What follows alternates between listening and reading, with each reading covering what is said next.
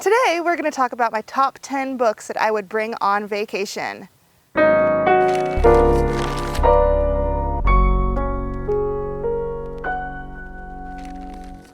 right, so Isaac and I have been on vacation this week. We have been camping up in Michigan, and so since I was on vacation, I thought that I'd share some of my top 10 books that I like to read when I'm on vacation, or top 10 summary books. So let's get started. In 10th place, I have Meet Me at the Lake by Carly Fortune, and this is her newest book that just got released a couple months ago, I think. There's this girl, Fern. Her mom has passed away, and so she inherits this little cutesy inn. And so she has to move back home and, manage and run this inn. And then there's this boy. The premise is that they meet 10 years previously, and they have this one magical day together, and then they make plans to meet again a year later, but he never shows up. So then fast forward 10 years later, and she's over here running the inn, and then he shows up, and she's like, come again? And so then they have to, dual timeline where it flips back and forth between then and now, and we're figuring out why he didn't show up at that first meetup and kind of what brought it all together. I'm glad that I waited to read this book to be on the beach because of the setting and stuff. It's called Meet Me at the Lake. I read it on a lake. It's good for, like, if you want just like a cute little light fluffy romance type read. It was fun. It was cute. I mean, it's not my favorite, but it's still a good read. All right, and number 9, we have a little thriller, a little cozy mystery, and that's Dial A for Aunties. I read this back in March, I think. It's not like high stakes thriller, but it's, cute little, it's the one with the fun murder. It's just nice, if you want something other than your typical romance book, there's still a little bit of romance in it, but you still have that mystery going on in it. Number 8 is Every Summer After, which is another Carly Fortune book. And this one is about two people, they're childhood best friends. They grow up going to the same lake cottages every single summer together. And then one summer, something happens and they stop being friends. And then it's about 10, 11 years later, she comes back to the cottage and they rekindle their friendship and rekindling, figuring out what broke them apart so many years ago. And I read this back in April, and it put me in the mood to go on vacation and to go camping and to go to a lake and to do all of the summer stuff. In 7th place, we have a young adult author that I used to love when I was in middle school and high school, and that's Sarah Dessen. And I remember we would take this vacation every year when I was growing up, and every year I would wait. And even if her newest release came out in January, I would wait until we went on vacation to read that book. All of her books take place in this cute little summery small town atmosphere, and it was just the perfect beach read to go sit on the beach, read about teenagers falling in love in this small little town, and I loved it. My favorite book by her was The Truth About Forever, and I think that's still my favorite book by her. They're just cute, light, fluffy, young adult summary reads. In 6th place, we have another young adult book. This is a trilogy. This is the Summer I Turned Pretty trilogy by Jenny Han, and this one is about Belly and her family, and they go up to this lake cottage every summer to visit her mom's best friend and her 2 sons. There's a love triangle in it between Belly and the two boys, Jeremiah and Conrad. It's fun, it's cute, it's YA, so there's no high stakes or anything, no spice. And if you don't already know, the TV show Season 2 just came out a couple weeks ago. Season 1 came out last summer, I think. But these are good books to read before you watch the TV show, which is what Isaac actually did. He read all the books, and now we're watching the TV show. But these are cute, they're light, they're fun, I like them. I usually reread them every year, or at least I did reread them every year. They remind me of my summers because we used to go and we used to visit, my aunts and my cousins and all of that during the summer, and, just hanging out, having fun. What? Oh, is there a bee? He's making a face because there's a bee by the camera. I can make connections with them without the love triangle. There was no love triangle in Leslie's life. Then in 5th place, we're up to the top 5. 5th place, we have Beach Read by Miss Emily Henry. And this one is about Gus and August, and they are both writers, and they are both kind of in a writing slump. Due to some circumstances, they both end up as next door neighbors at the same kind of beach town. They get acquainted, and then they end up saying, well, let's make this challenge. January is a romance writer, and Gus is more of a, serious philosophical writer.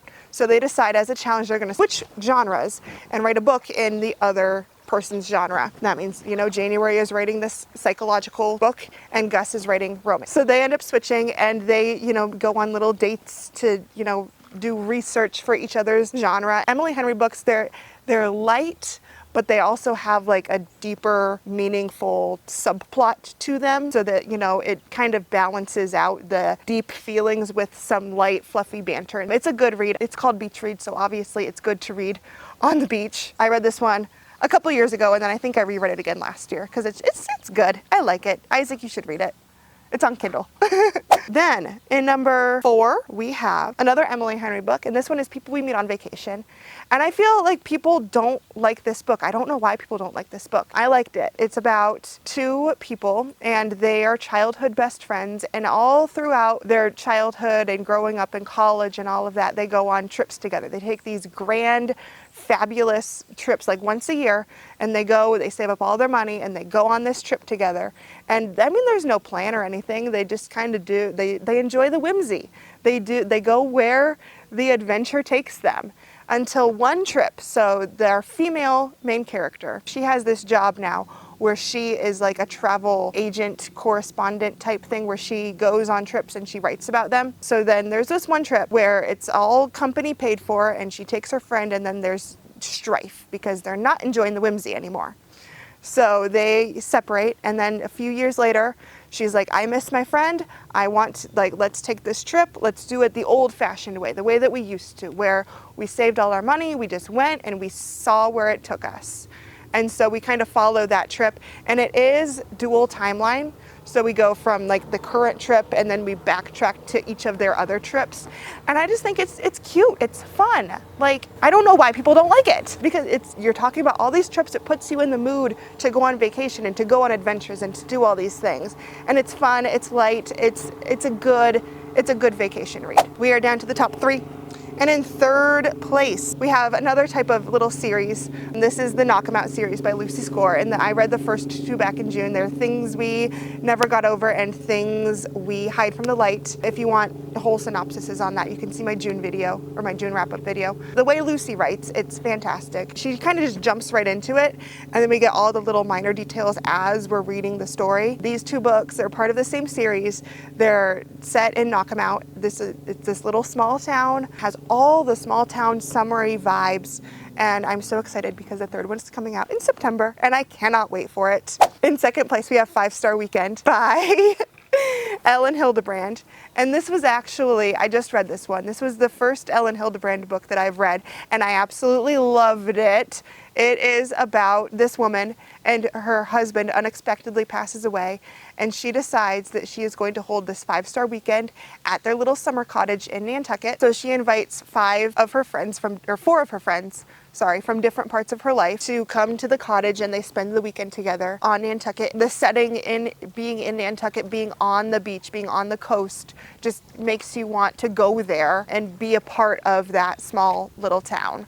And I loved it. And then in 1st place, our top summer book that we're going to talk about today is Happy Place by Emily Henry. And I loved this book. We brought it with us on vacation because Isaac is reading it right now. And I had, hoped that I could reread this book at the lake and get all those vibes, but unfortunately time got away from us and we didn't get to do that. It's about Win and Harriet. They're not childhood friends, but I think they met in college, and they got together, they were engaged, and then they broke it off. But every year, they and their little friend group from college, they go to a cottage in Maine for a week, and they do all the fun summery stuff. But since Win and Harriet broke up, they have not told their friends yet. And so they're going to this cottage, and they're trying to fake engage their way through this week with their friends, hoping that their friends don't realize what they're doing. So it gives all the fun, like after college, what happens with your friend group once you go in different directions, vibes, and I loved it. It was great. It's one of my 6-star reads for the year. Isaac is rolling his eyes because he doesn't like it. And he doesn't like any of the books I like. What? It's a 4-star. No, he says it's a 4-star. It's a 6-star. So, I kind of mentioned it earlier, and as you can see, we are not at home. We are in Michigan. We're in the Upper Peninsula of Michigan, and we have been camping for the past 10 days-ish. And, you know, we've been tent camping. We've just been doing all, you know, the fun camping activities. We go swimming, we go hiking. So I grew up coming here up to the UP every summer since I was a baby. And ever since Isaac and I got married, I'm like, we need to go camping. We need to go to the UP and it's going to be fun. So this year, on our 5-year anniversary, he decides that it's fine, we can go camping. So I take him up here and I planned the whole vacation. And he just had to go with it. And he has had a grand old time. But anyway, you know, that's what we've been doing this past week, and I don't want to go home. So don't make me go home. Anyway, those are my, you know, vacation summer reads. I hope you found a book that you want to read the next time you go on vacation. And I hope you enjoyed this video, and I hope you keep reading because I know I am. Thank you for watching Nessie Reads. And I'm actually about to go to the beach over there and read my book all afternoon. So enjoy. Bye.